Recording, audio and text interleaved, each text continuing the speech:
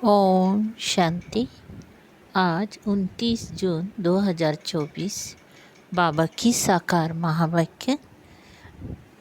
प्यारे बाबा बोले, मीठे बच्चे, शरीर सहित जो कुछ भी देखने में आता है ये सब विनाश होना है।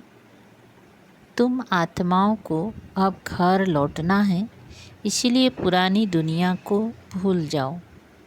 प्रश्न है, तुम बच्चे किन शब्दों में सभी को बाप का मैसेज सुना सकते हो?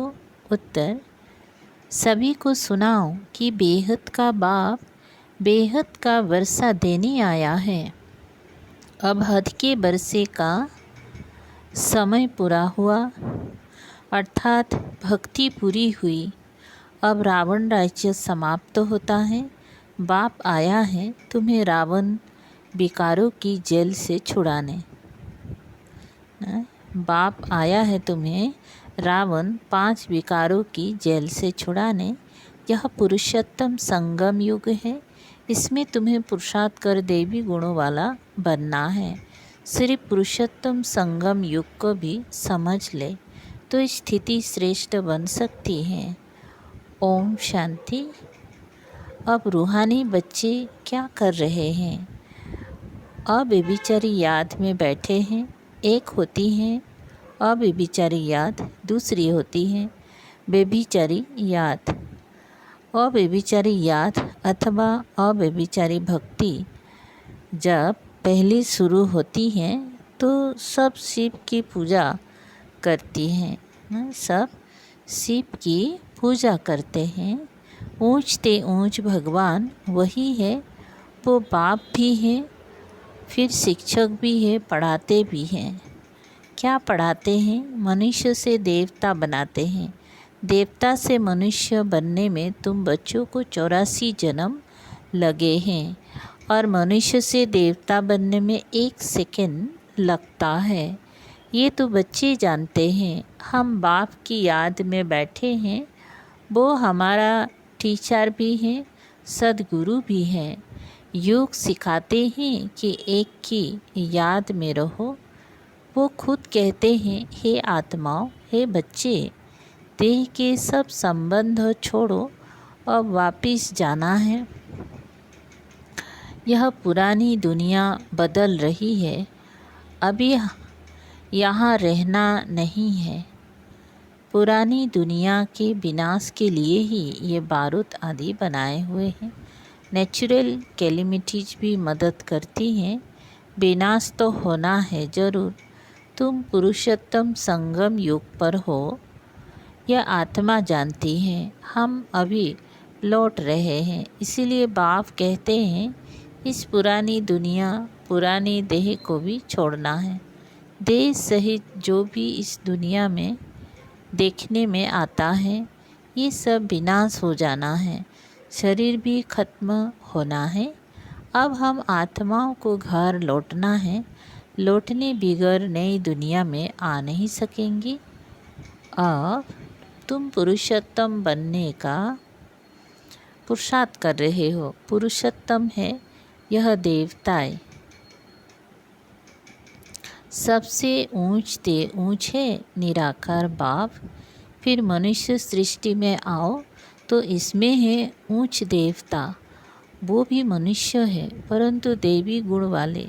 फिर वही आसुरी गुण वाले बनते हैं और फिर आसुरी गुणों से देवी गुणों में जाना पड़े, सतयुग में जाना पड़े। किसको? तुम बच्चों को। तुम बच्चे पढ़ रहे हो, औरों को भी पढ़ाते हो। सिर्फ बाप का ही मैसेज देना है। बेहद का बाप बेहद का वर्षा देने आए हैं। अब हद का वर्षा पूरा होता है। बाप ने समझाया है 5 विकारों रूपी रावण की जेल में सब मनुष्य हैं। सब दुख ही उठाते हैं।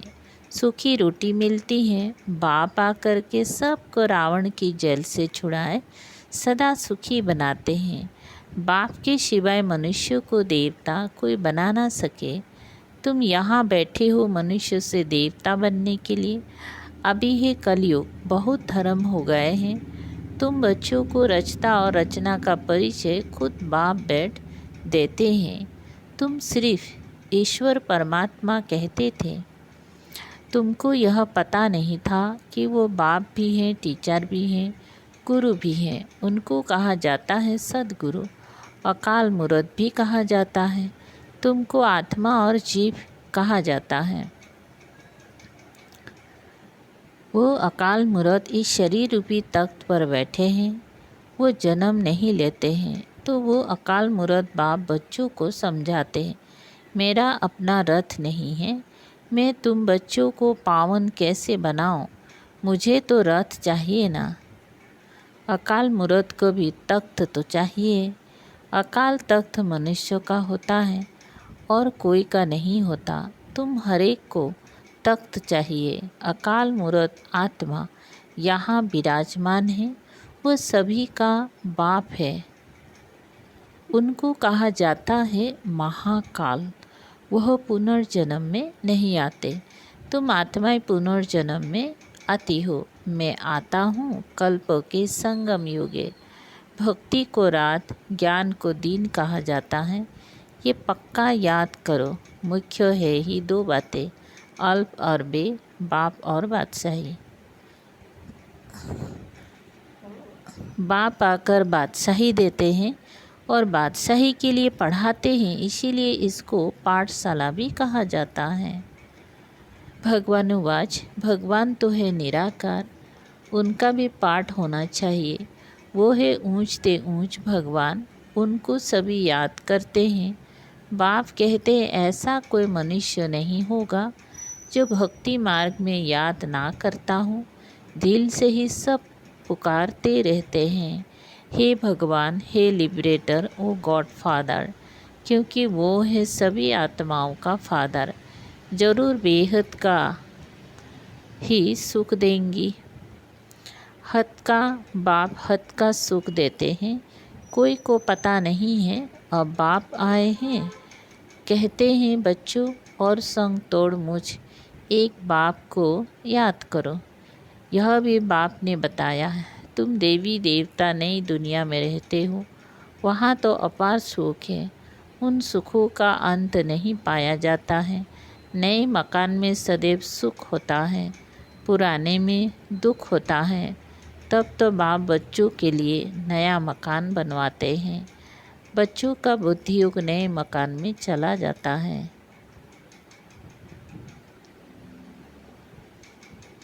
ये तो हुई हद की बात। पुरानी दुनिया में जो कुछ देखते हो वो कब्रिस्तान होना है। अभी परिस्तान स्थापन हो रहा है। तुम संगम युग पर हो। कलयुग की तरफ भी देख सकते हो, सतयुग की तरफ भी देख सकते हो। तुम संगम युग पर साक्षी हो, देखते हो। प्रदर्शनी में अथवा म्यूजियम में आते हैं तो वहाँ भी तुम संगम पर खड़ा कर दो। इस तरफ है कलयुग, उस तरफ है सतयुग, हम बीच में हैं। बाप नई दुनिया स्थापन करते हैं जहाँ पर बहुत थोड़े मनुष्य होते हैं और कोई भी धर्म वाला नहीं आता है। सिर्फ तुम ही पहले पहले आते हो। अभी तुम स्वर्ग में जाने का पुरुषार्थ कर रहे हो। पावन बनने के लिए ही मुझे पुकारा है कि हे बाबा, हमको पावन बनाकर पावन दुनिया में ले चलो। ऐसे नहीं कहते कि शांति धाम में ले चलो। परम धाम को कहा जाता है स्वीट होम। अभी हमको घर जाना है, जिसको मुक्ति धाम कहा जाता है, जिसके लिए ही सन्यासी आदि शिक्षा देते हैं। वो सुखधाम का ज्ञान दे नहीं सकते, वो है निर्वृत्ति मार्ग वाले। तुम बच्चों को समझाया गया है कौन कौन धर्म कब कब आते हैं। मनुष्य सृष्टि रूपी झाड़ में पहला पहला फाउंडेशन तुम्हारा है। बीज को कहा जाता है वृक्षपति। बाप कहते हैं मैं वृक्षपति ऊपर में निवास करता हूँ। जब झाड़ एकदम जर्जरीभूत हो जाता है तब मैं आता हूँ। देवता धर्म स्थापन करने बनेन ट्री का बड़ा वंडरफुल झाड़ है। बिगर फाउंडेशन बाकी सारा झाड़ खड़ा है। इस बेहद के झाड़ में भी आदि सनातन देवी देवता धर्म है नहीं, बाकी सब धर्म खड़े हैं। तुम मूल वतन निवासी थे, यहाँ पाट बजाने आए हो। तुम बच्चे ऑलराउंड पाट बजाने वाले हो, इसीलिए 84 जन्म है मैक्सिमम, फिर मिनिमम 1 जन्म। मनुष्य फिर कह देते हैं 84 लाख जन्म, वो भी किसके होंगे यह भी समझ नहीं सकते। बाप आकर तुम बच्चों को समझाते हैं 84 जन्म तुम लेते हो, पहले पहले मेरे से तुम बिछड़ते हो। सतयुगी देवता ही पहले होते हैं। जब वो आत्माएं यहाँ पाट बजाती हैं तो बाकी सब आत्माएं कहाँ चली जाती है ये भी तुम जानते हो। बाकी सब आत्माएं शांति धाम में होती हैं, तो शांति धाम अलग हुआ ना। बाकी दुनिया तो यही है। पाट बजाने न, पाट यहाँ बजाते हैं नई दुनिया में सुख का पाठ, पुरानी दुनिया में दुख का पाठ बजाना पड़ता है। सुख और दुख का ये खेल है, वह है राम राज्य। दुनिया में कोई भी मनुष्य ये नहीं जानते कि सृष्टि का चक्र कैसे फिरता है। ना रचयिता को ना रचना के आदि मध्य अंत को जानते हैं। ज्ञान का सागर एक बाप को ही कहा जाता है। रचयिता और रचना के आदि मध्य अंत का ज्ञान कोई शास्त्र में है नहीं। मैं तुमको सुनाता हूँ, फिर यह प्रायलुप हो जाता है। सतयुग में यह रहता नहीं। भारत का ही प्राचीन सहज राजयोग गाया हुआ है। गीता में भी राजयोग नाम आता है। बाप तुम्हें राजयोग सिखलाकर राजाई का वर्षा देते हैं। बाकी रचना से वर्षा मिल ना सके, वर्षा मिलता ही है रचता बाप से। हर एक मनुष्य क्रिएटर है, बच्चों को रचते हैं। वो है हद के ब्रह्मा, ये है बेहद का ब्रह्मा। वो है निराकार आत्माओं के पिता, वह लौकिक पिता, ये फिर है प्रजापिता। प्रजापिता कब होना चाहिए? क्या सतयुग में? नहीं, पुरुषोत्तम संगम युग पर होना चाहिए। मनुष्य को ये भी पता नहीं है कि सतयुग कब होता है। उन्होंने तो सतयुग, कलयुग आदि को लाखों बरस दे दिए हैं। बाप समझाते हैं 1250 बरस का एक युग होता है। 84 जन्मों का भी हिसाब चाहिए ना, सीढ़ी का भी हिसाब चाहिए ना। हम कैसे उतरते हैं? पहले पहले फाउंडेशन में है देवी देवता, उनके बाद फिर आते हैं इस्लामी बौद्धि। बाप ने झाड़ का राज भी बताया है। बाप के सिवाय तो कोई सिखला ना सके। तुमको कहेंगे ये चित्र आदि कैसे बनाए, किसने सिखाया? बोलो बाबा ने हमें ध्यान में दिखाया, फिर हम यहाँ बनाते हैं। फिर उनको बाप ही इस रथ में आकर करेक्ट करते हैं ना, जो भी चित्र हैं कि ऐसे ऐसे बनाओ, खुद ही करेक्ट करते हैं। श्री कृष्ण को श्याम सुंदर कहते हैं, परंतु मनुष्य तो समझ नहीं सकते कि क्यों कहा जाता है। ये बैकुंठ का मालिक था तो गोरा था, फिर गावड़ी का छोरा सांवरा बना, इसलिए उनको ही श्याम सुंदर कहते हैं।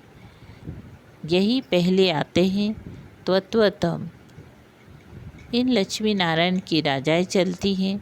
आदि सनातन देवी देवता धर्म की स्थापना कौन करते हैं, यह भी जिसको पता नहीं है। भारत को भी भुलाए, हिंदुस्तान के रहवासी हिंदू कह देते हैं। मैं भारत में ही आता हूँ। भारत में ही देवताओं का राज्य था जो अब प्रायलुप हो गया है। मैं आता हूँ फिर से स्थापन करने। पहले पहले है ही आदि सनातन देवी देवता धर्म। ये झाड़ वृद्धि को पाता रहता है। नए नए पत्ते मठ बंद पिछाड़ी में आते हैं तो उनकी भी शोभा हो जाती है। फिर अंत में जब सारा झाड़ जर्जरीभूत अवस्था को पाता है, तब फिर मैं आता हूँ। यदा यदा ही आत्मा अपने को ही नहीं जानती है तो बाप को भी नहीं जानती, अपने को भी गाली देते, बाप को और देवताओं को भी गाली देते रहते हैं। तमो प्रधान बेसमझ बन जाते हैं। तब मैं आता हूँ, पतित दुनिया में ही आना पड़े। तुम मनुष्य को जीवदान देते हो, अर्थात मनुष्य से देवता बनाते हो, सब दुखों से दूर कर देते हो।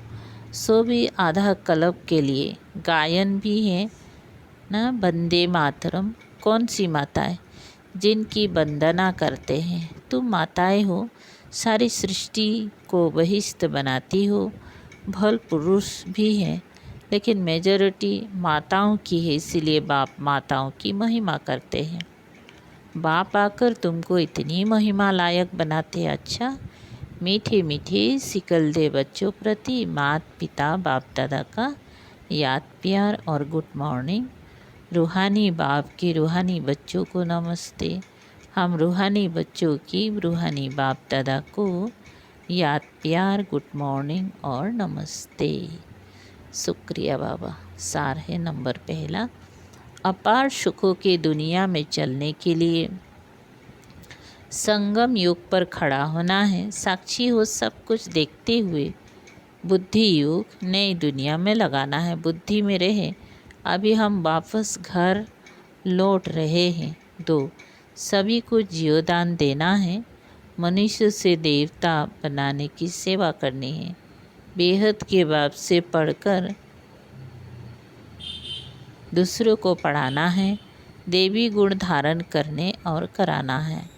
वरदान, सदा श्रेष्ठ समय प्रमाण श्रेष्ठ कर्म करते वाह वाह के गीत गाने वाले भाग्यवान आत्मा भव।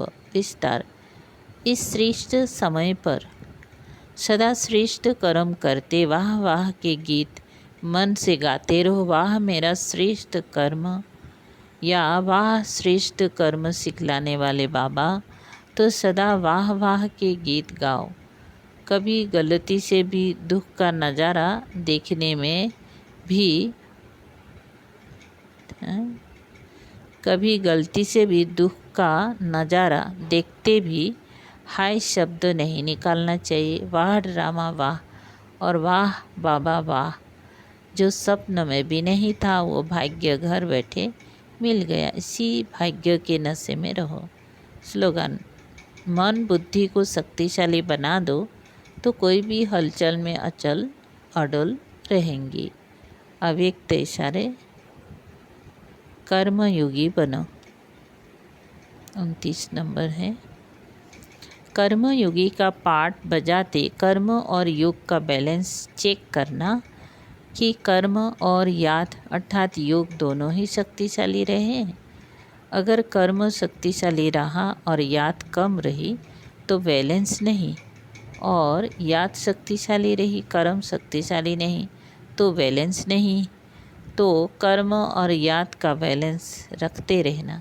सारा दिन इसी श्रेष्ठ स्थिति में रहने से कर्मातीत अवस्था के नज़दीक आने का अनुभव करेंगे। सारा दिन चलते फिरते खाते कर्मातीत स्थिति व अव्यक्त फरिश्ता स्वरूप की स्थिति में रहना, यही कर्मयोगी स्टेज है। ओम शांति। शुक्रिया बाबा।